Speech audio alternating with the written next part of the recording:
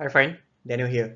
Now chances are is that if you're watching this video, you may be wondering why on earth are you not included for this round of portfolio rebalancing? And that's what this video is for. I want to address the reasons as to why you are excluded for this round of portfolio rebalancing. It's not because that I don't want to include you into it, but there are systematic restrictions or impracticality behind the implementation part, which is what I want to go through in this presentation, right? So there are two good reasons as to why you're not included in this round of portfolio rebalancing. Right? It could be either of one of these reasons or a combination of these two reasons which resulted in my decision to not include you in this round of rebalancing.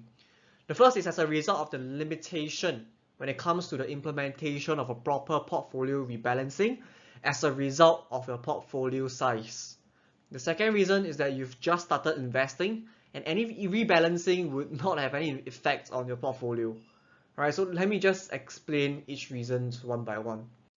Now, with regards to the first point, the limitation when it comes to implementing a portfolio rebalancing, for any portfolio rebalancing to be implementable, the minimum portfolio size should be at least $5,000.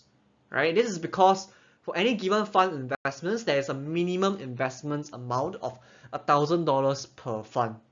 Okay? Given that we are using a total of 2 funds for our retail portfolio and 3 funds for our institutional portfolio, any movement must be at least $2,000 to $3,000. With a portfolio size of less than $5,000, any attempt to rebalance it will be practically impossible because you do not meet the minimum investment amount, or it will skew your portfolio asset allocation to a point whereby it may be unsuitable for you. For example, if I want to lower our risk to include bond exposure, right? If you only have $3,000 in your investments, a move will mean that 66 or even 100% of your investments must be shifted from equities to bonds, which defeats the whole idea of the asset allocation in the first place, right? Now, if your portfolio size isn't the limiting factor, the next consideration that I had, which resulted in the decision to not include you in this portfolio rebalancing, is because you've just started investing, right? And any portfolio rebalancing will not have any effect given our current dollar cost averaging strategy. So let me explain. Now, assuming that you've just started investing for, say, 6 months at $1,000 per month, you would have accumulated a total of $6,000 in equities exposure. If I were to do a rebalancing to reduce our risk exposure to, say, 70% equity and 30% bonds on the 6th month, by the 9th month, the proportion would have already shifted back to 80% equities and 20% bonds.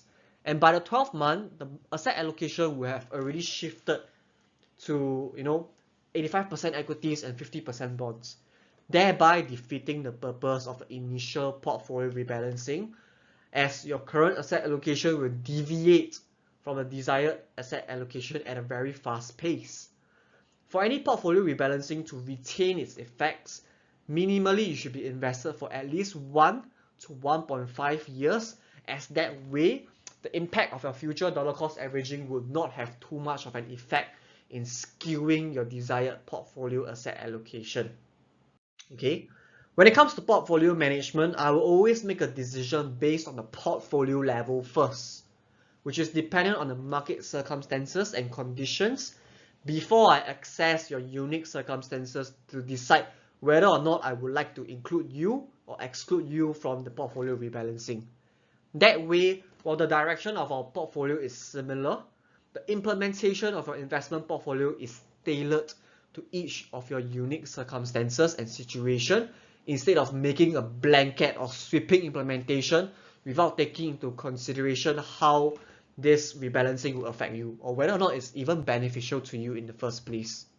As I've told you in the first day, whatever that I'm investing for you guys are things that I'm investing for myself.